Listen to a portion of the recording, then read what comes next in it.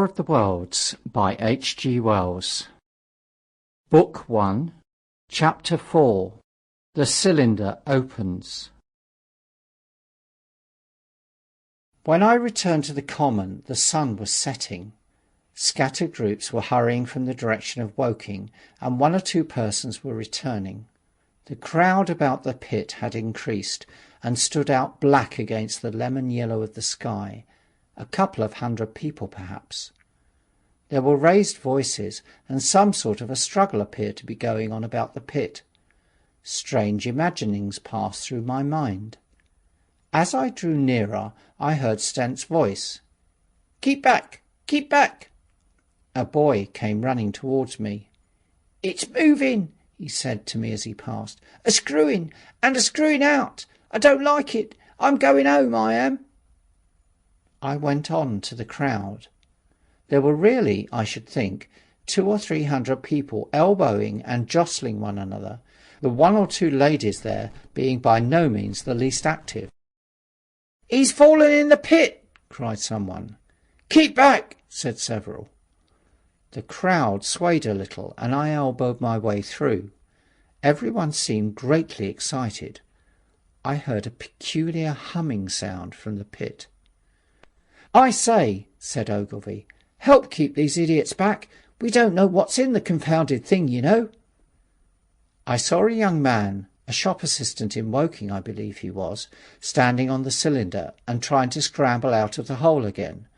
The crowd had pushed him in. The end of the cylinder was being screwed out from within. Nearly 2 feet of the shining screw projected. Somebody blundered against me, and I narrowly missed being pitched on top of the screw.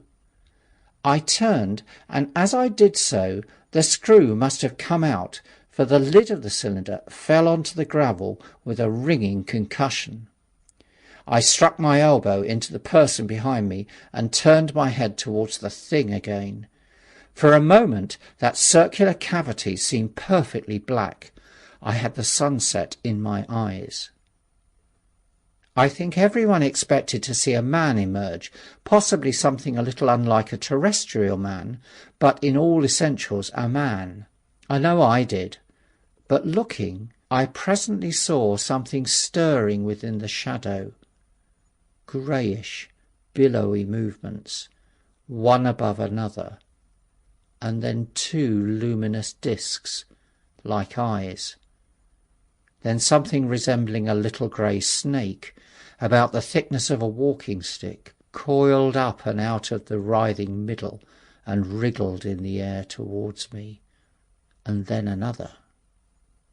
A sudden chill came over me. There was a loud shriek from a woman behind. I half turned, keeping my eyes fixed upon the cylinder still, from which other tentacles were now projecting, and began pushing my way back from the edge of the pit. I saw astonishment giving place to horror on the faces of the people about me. I heard inarticulate exclamations on all sides. There was a general movement backwards. I saw the shopman struggling still on the edge of the pit. I found myself alone, and saw the people on the other side of the pit running off, Stent among them. I looked again at the cylinder, and ungovernable terror gripped me. I stood petrified and staring. A big, greyish, rounded bulk, the size, perhaps, of a bear, was rising slowly and painfully out of the cylinder. As it bulged up and caught the light, it glistened like wet leather. 2 large, dark-coloured eyes were regarding me steadfastly. The mass that framed them, the head of the thing, was rounded and had, one might say, a face.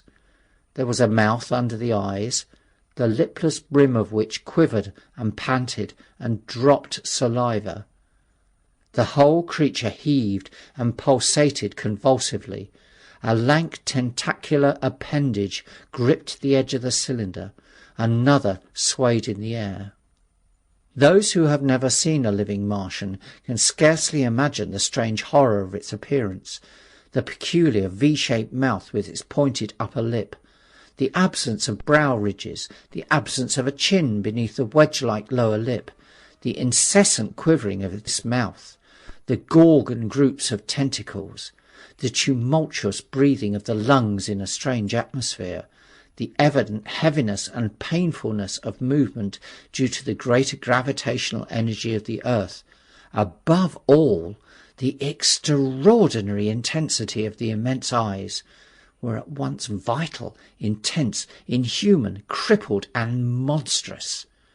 There was something fungoid on its oily brown skin, something in the clumsy deliberation of the tedious movements unspeakably nasty. Even at this first encounter, this first glimpse, I was overcome with disgust and dread. Suddenly the monster vanished. It had toppled over the brim of the cylinder and fallen into the pit, with a thud like the fall of a great mass of leather. I heard it give a peculiar, thick cry, and forthwith another of these creatures appeared darkly in the deep shadow of the aperture. I turned, and running madly, made for the first group of trees, perhaps 100 yards away. But I ran slantingly and stumbling, for I could not avert my face from these things. There, among the young pine trees and furze bushes, I stopped, panting, and waited further developments. The common round the sand pits was dotted with people, standing like myself in a half-fascinated terror, staring at these creatures, or rather at the heaped gravel at the edge of the pit in which they lay. And then, with a renewed horror, I saw a round black object bobbing up and down on the edge of the pit. It was the head of the shopman who had fallen in, but showing as a little black object against the hot western sun. Now he got his shoulder and knee up, and again he seemed to slip back until only his head was visible. Suddenly he vanished, and I could have fancied a faint shriek had reached me. I had a momentary impulse to go back and help him that my fears overruled. Everything was then quite invisible, hidden by the deep pit and the heap of sand that the fall of the cylinder had made. Anyone coming along the road from Cobham or Woking would have been amazed at the sight. A dwindling multitude of perhaps 100 people or more, standing in a great irregular circle, in ditches, behind bushes, behind gates and hedges, saying little to one another, and that, in short, excited shouts, and staring hard at a few heaps of sand. The barrow of ginger beer stood, a queer derelict, black against the burning sky, and in the sandpits was a row of deserted vehicles with their horses feeding out of nosebags or pawing the ground. End of chapter 4.